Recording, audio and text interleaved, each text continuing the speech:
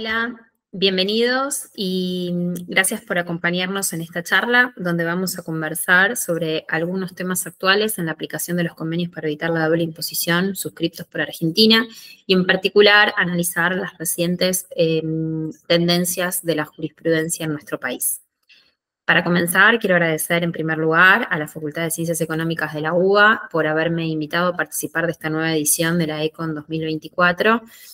Siempre para mí es un gran placer y un honor poder formar parte de esta querida casa de estudios.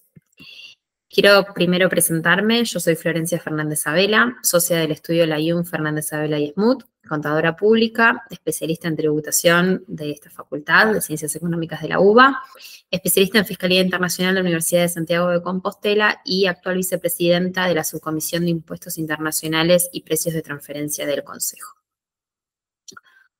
Para comenzar la charla, me pareció interesante hacer un repaso del contexto y del estado actual de la red de los convenios para evitar la doble imposición en Argentina. Principalmente porque creo que analizar el estado actual de los convenios y el contexto en el que cada uno de los convenios fue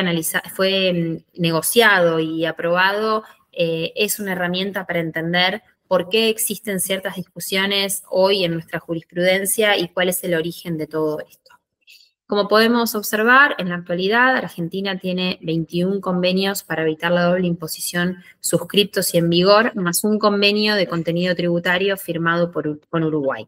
Decimos que es un convenio de contenido tributario porque la realidad es que el convenio que hoy existe entre Argentina y Uruguay se aleja a los modelos internacionales normalmente sugeridos en materia de convenios para evitar la doble imposición. Si analizamos la evolución histórica de la firma de los convenios, encontramos que en Argentina hay 3 olas bien marcadas de firma de tratados. La primera ronda en la década de 1980. En ese contexto, Argentina era un país donde el impuesto a la renta aplicaba con un nexo territorial, es decir, gravaba exclusivamente las rentas de fuente argentina y no alcanzaba a las rentas de fuente extranjera. En ese contexto de sujeción exclusivamente por el criterio de la fuente, los convenios negociados por Argentina estaban marcados por esa decisión y por eso encontramos que los convenios firmados en aquel entonces son convenios en donde se da mucha prevalencia al estado de la fuente y donde se ha rescindido potestad tributaria respecto de la jurisdicción de residencia. Especialmente en aquel entonces, los convenios que se firmaron con otros países dentro de la región de Latinoamérica fueron convenios que se han firmado bajo el modelo de Pacto Andino, que es un modelo de convenios que prevalece a la jurisdicción de la fuente respecto del estado de la residencia, ya que es el estado de la residencia el que tiende a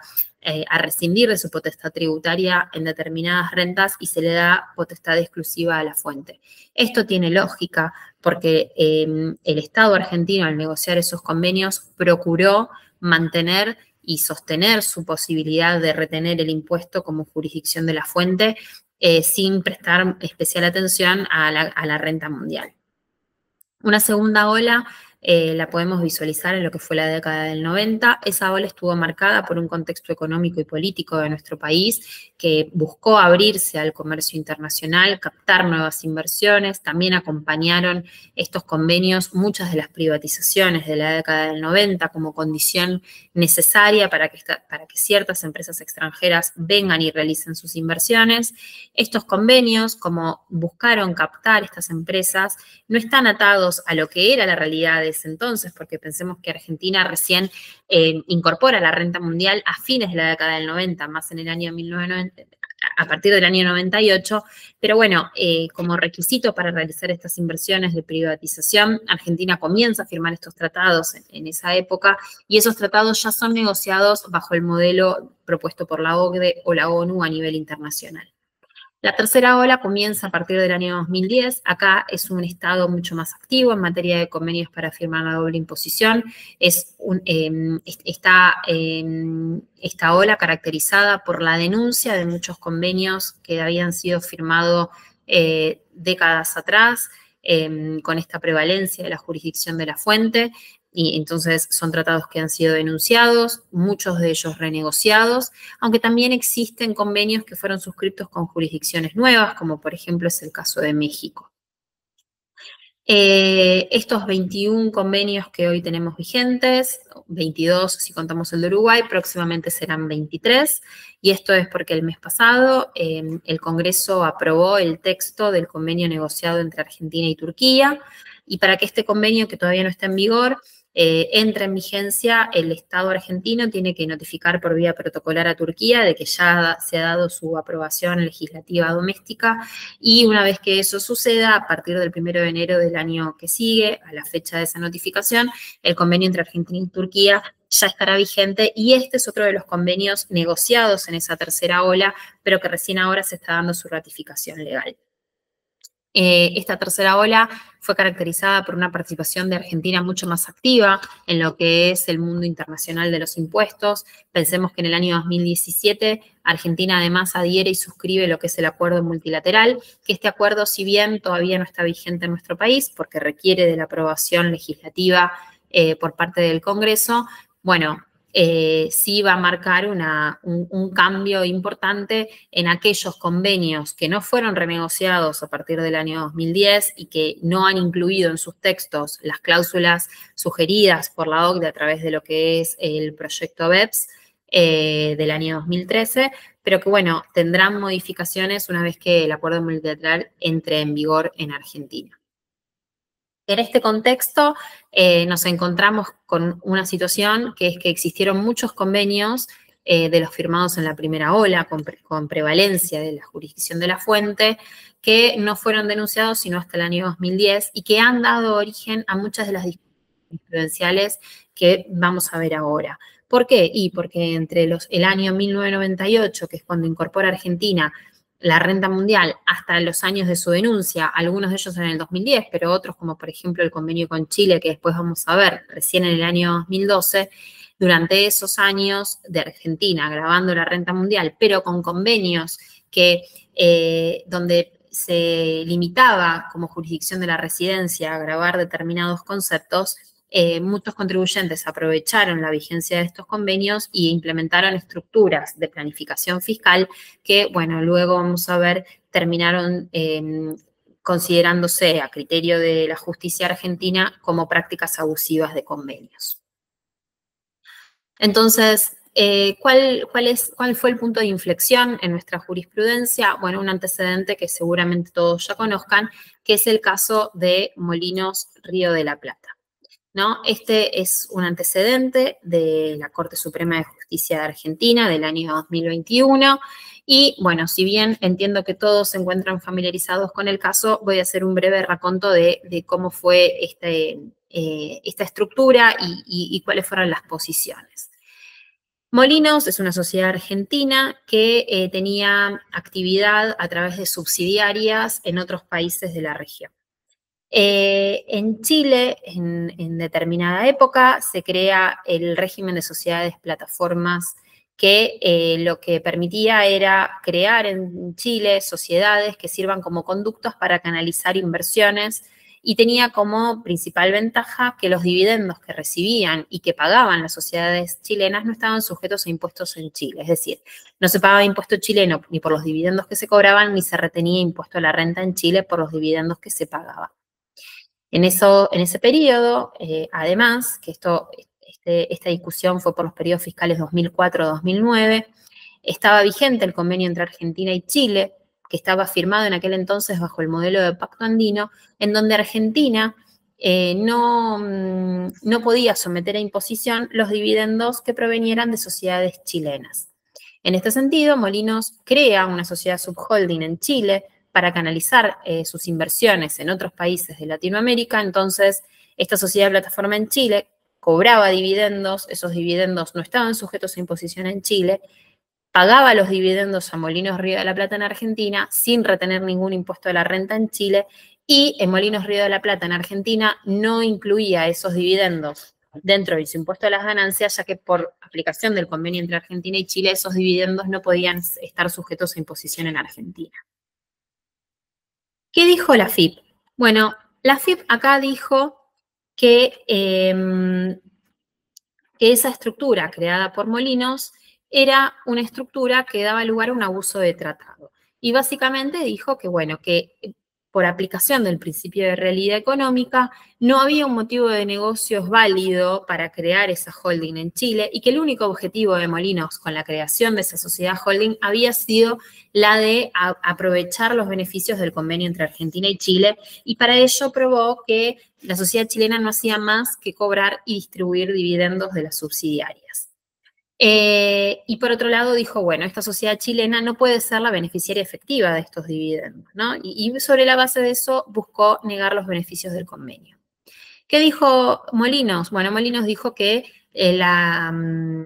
principio de realidad económica no podía ser aplicable en el contexto de los convenios. Además, presentó un dictamen de la Dirección Nacional de Impuestos de Chile que había expresamente admitido que las sociedades plataformas fueran sujetos y estuvieran comprendidas por los beneficios del convenio entre Argentina y Chile.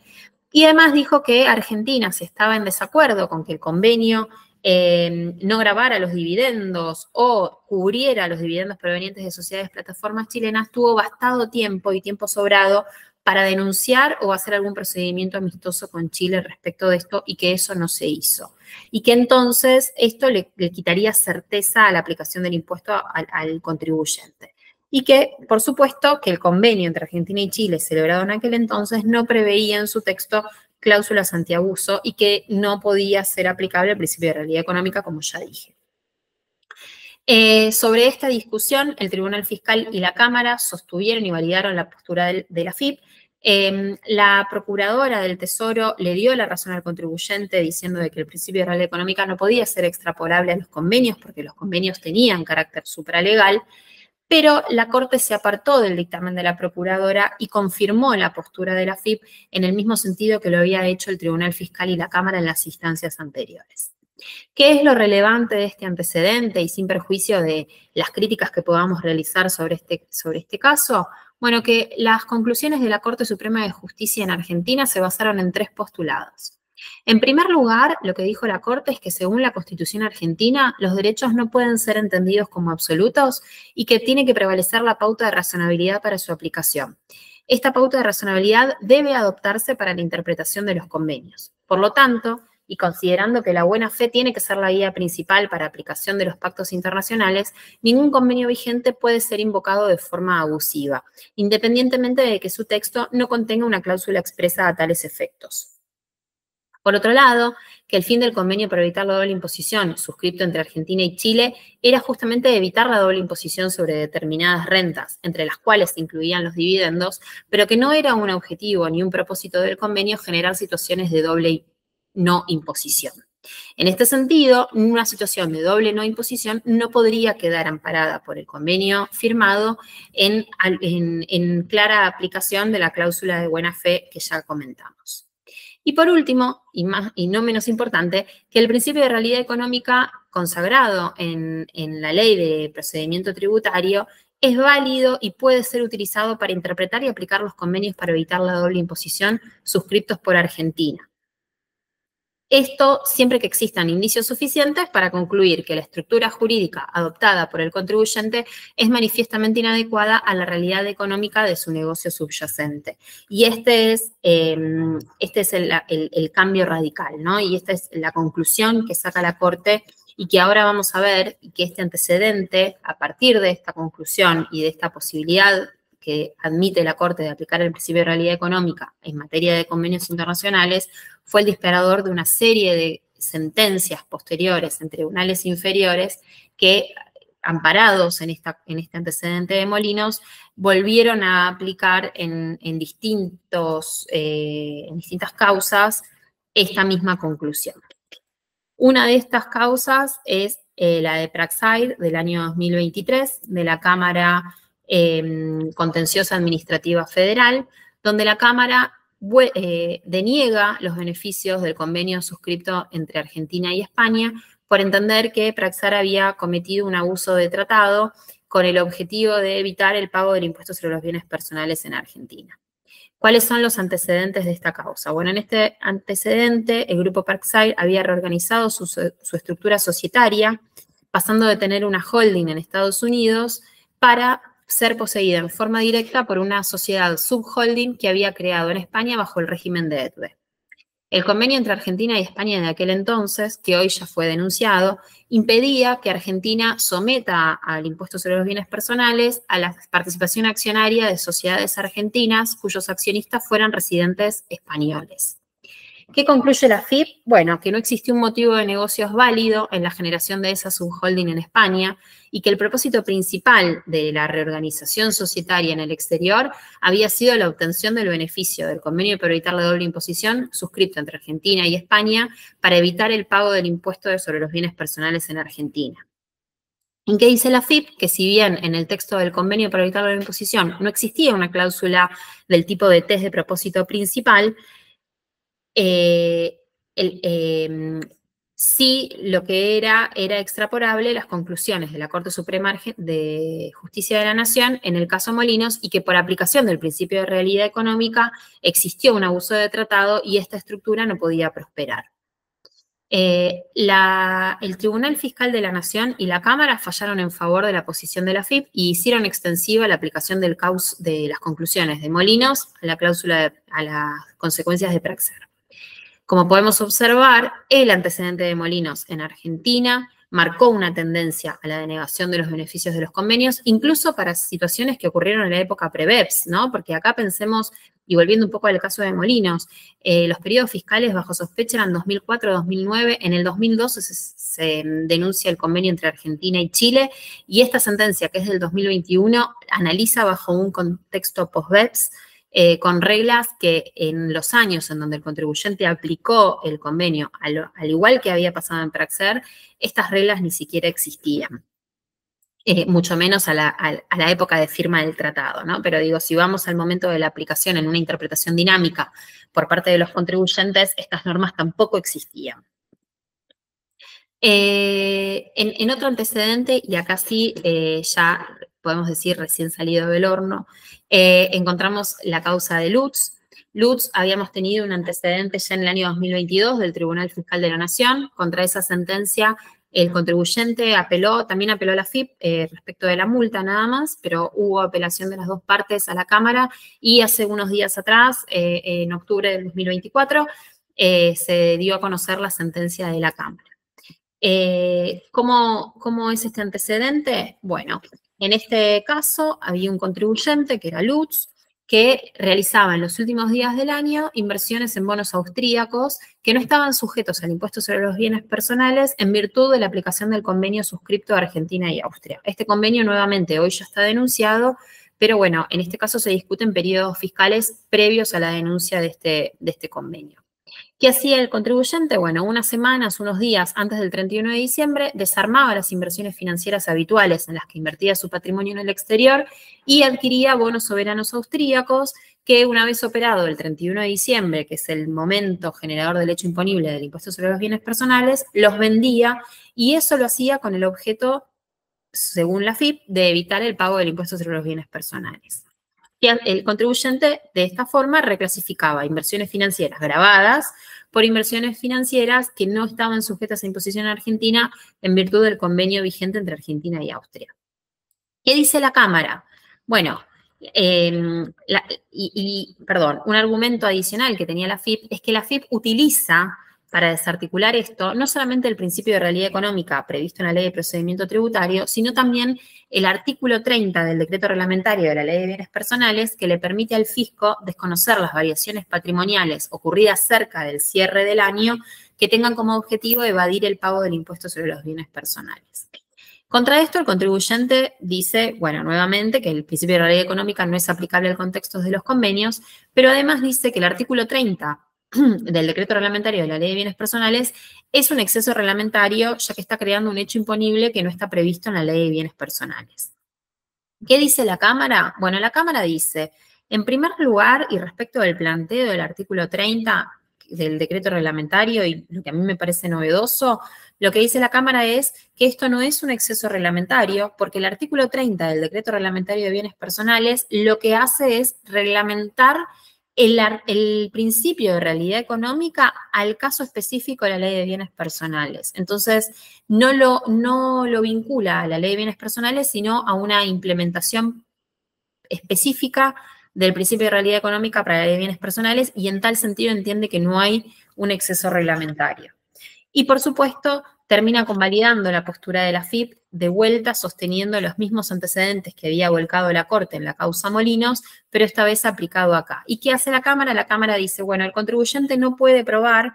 que hay una decisión de negocio, una decisión de inversor atrás de la compra de estos bonos austríacos. Y para eso, por ejemplo, lo que hace es ponderar cuál era la rentabilidad que tenían sus inversiones financieras habituales durante el año y la compara con la rentabilidad que obtenía de los bonos soberanos austríacos. Y evalúa y ve que la rentabilidad financiera de los bonos soberanos austríacos es mucho menor que la rentabilidad normal de sus inversiones en el resto del año, y a partir de eso dice, como el contribuyente no puede desvirtuar, la realidad es que el contribuyente nunca quiso ser un inversor en los bonos austríacos y lo único que quiso es adquirir esos bonos con el propósito de evitar el pago del impuesto en Argentina.